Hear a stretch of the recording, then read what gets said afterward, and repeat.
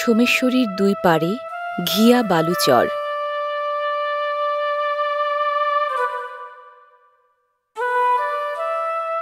বালুচর হলেও স্থানীয় পেশাজীবীদের চলাচলের ঘটনা বৈচিত্র্যে দারুণ প্রাণবন্ত।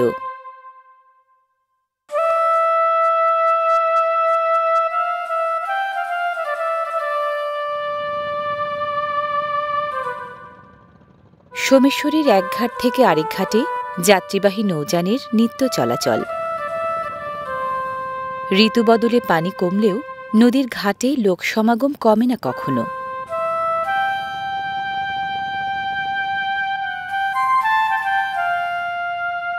এখানকার পারাপারের সুপরিসর নৌকাগুলো যেন ছোটখাটো ফেরি, যাত্রীর পাশাপাশি বয়ে আনে দুই চাকার বাহনও।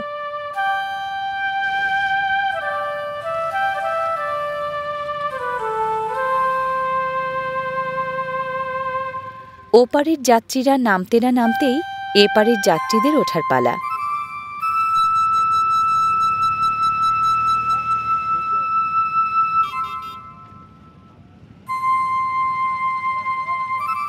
যাত্রী তালিকায় আছে গবাদি পশুও। নদী পার হয়ে ওদেরও যেতে হবে ওপারে।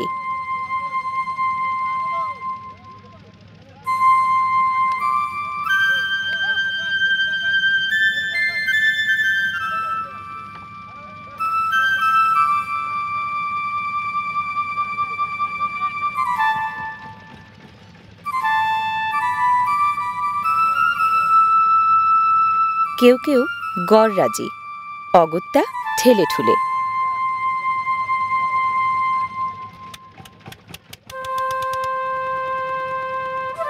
ঘটনাবৈচিত্র্যে ভরা এই ঘাট আর সুদর্শনা এই সোমেশ্বরী নদী রাজধানী ঢাকা থেকে প্রায় ১৬৮ কিলোমিটার দূরে নেত্রকোনার সর্ব উত্তরের সীমান্ত ঘেঁষা জনপদ দুর্গাপুরে।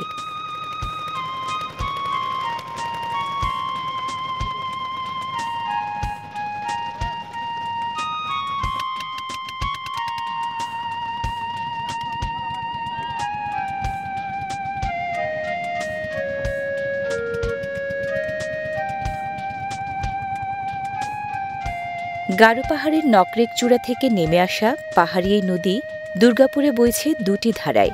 শুকনো মৌসুমে পানির প্রবাহ কম থাকলেও বাঁকে বাঁকে রূপ বিলানো রূপসী নদীর সাথে দুর্গাপুরের প্রায় ২ লাখ বাসিন্দার জীবন জীবিকা নিবিড় বাঁধনে বাঁধা।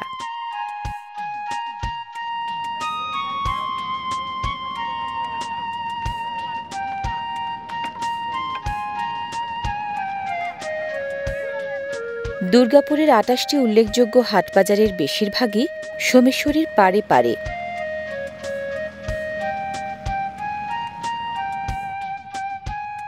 নদী পার হয়ে আসায় যাত্রীরা যাচ্ছেন বিখ্যাত শিবগঞ্জ বাজারে।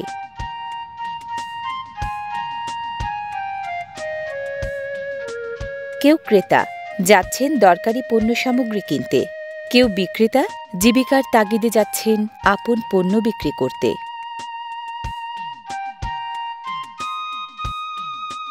দুর্গাপুরের বিরিশিরি থেকে প্রায় ২ কিলোমিটার পশ্চিমে নামকরা এই বাজার। শিবগঞ্জের এই বাজার গবাদি পশু বিক্রির জন্য বিখ্যাত। এখানে গরুর হাট বসে হাটবারের দিন। হাট এবং বাজার একের মধ্যে ২। প্রতিদিনের বাজারটাই হাট হয়ে ওঠে সপ্তাহে ২ দিন, শুক্র ও সোমবার। আজ হাটবার।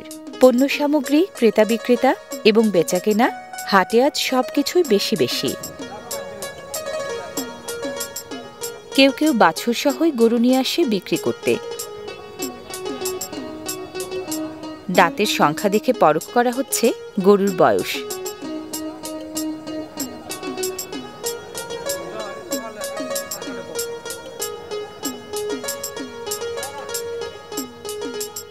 পছন্দসই গবাদি পশু কেউ কেনেন সরাসরি নিজে, কেউ বা কেনেন ফরিয়া দালালের মধ্যস্থতায়।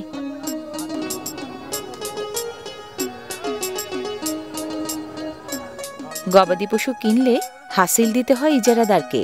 এখানে আদায় করা হচ্ছে সেই হাসিলের টাকা।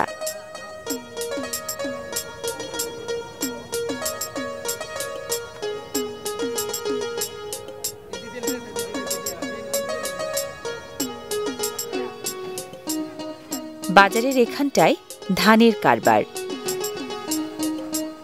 স্থানীয় চাষিদের ফলানো ধান এখানে আসে নানান জায়গা থেকে।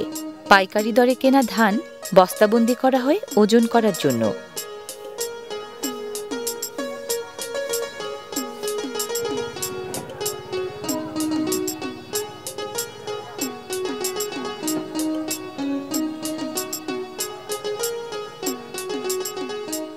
ধানের পাইকাররা এখান থেকে শত শত বস্তা ধান পাঠায় রাইস মিলে।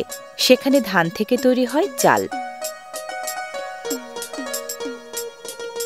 বাজারের এখানটায় শাকসবজির পসরা। শিবগঞ্জ বাজারে শাকসবজি বিক্রি হয় প্রতিদিনই, বেশি বিক্রি হয় হাটবারের 2 দিন। বাড়তি স্বাদের কারণে ছোট আকারের লালচে গোলালু বেশ জনপ্রিয় এখানে।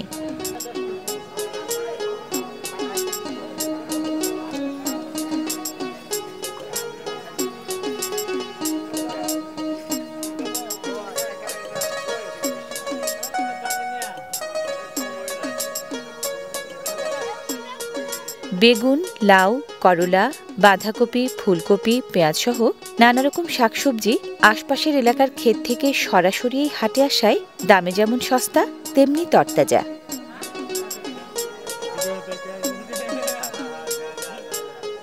স্থানীয় গারো ও হাজং ক্ষুদ্র নৃগোষ্ঠীর মানুষজনও এ বাজারে কেনাকাটা করেন বাঙালিদের পাশাপাশি।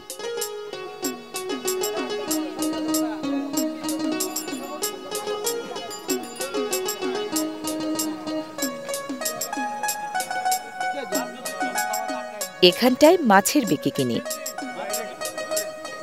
ছোট, মাঝারি, বড় নানা রকম মাছ। বেশিরভাগ মাছই সোমেশ্বরী ও কংস নদীর।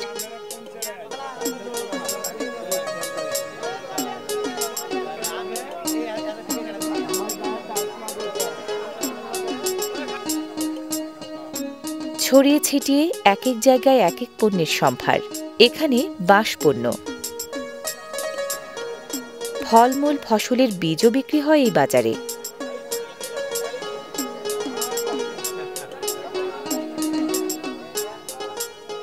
পণ্যবৈচিত্র্যে ভরা এই বাজারে বিক্রি হয় ঘরে পালা হাঁস মুরগিও।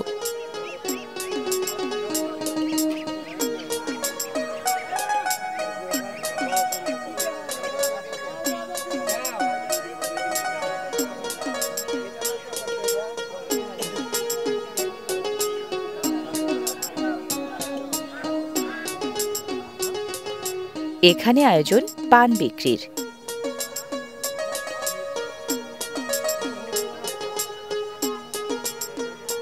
স্থানীয় বারুইদের কাছ থেকে কেনা পান যথারীতি বিক্রি হয় বিড়া হিসেবে।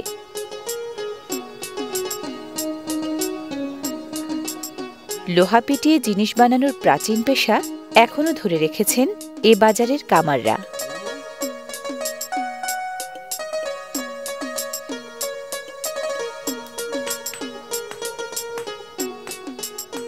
হাঁপড়ের আগুনে তাঁতানো লোহা পিটিয়ে ওরা বানান দা, বটি, কোদাল, ট্যাটা, খন্তা, কুড়াল সহ নিত্য প্রয়োজনীয় নানা জিনিস।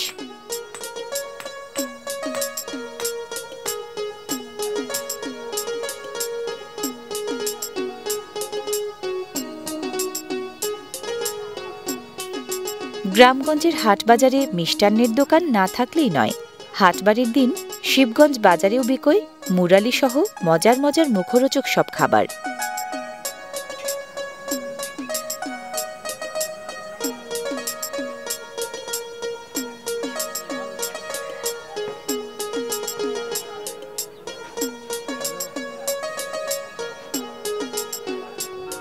ঝালভক্ত হাটুরেদের জন্য আছে জিভে জল আনা ঝালমুড়ি বা ঝুরি ভাজাও।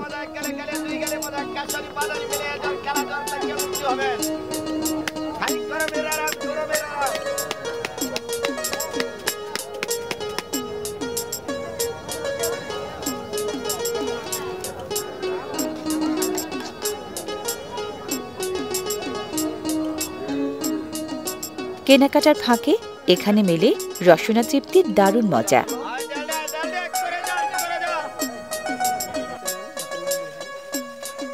শিবগঞ্জ বাজারে নিত্য ব্যবহার্য জিনিস যেমন ওঠে, তেমনি মেলে চুড়ি, ফিতা, মালার মতো সাজগোজের হরেক রকম মনোহারী পণ্য।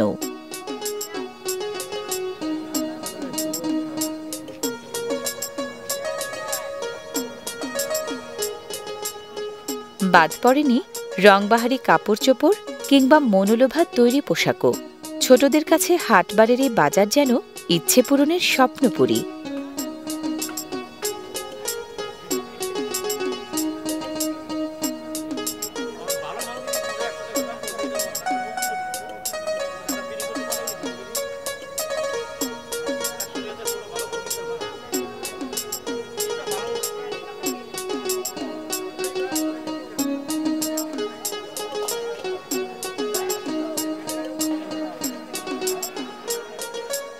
পণ্যের বৈচিত্র্য আর লেনদেনের ব্যাপকতা নিয়ে বিকিকিনি, বিনোদন ও জনসংযোগের দারুণ এক প্রাণকেন্দ্র দুর্গাপুরের এই শিবগঞ্জ বাজার।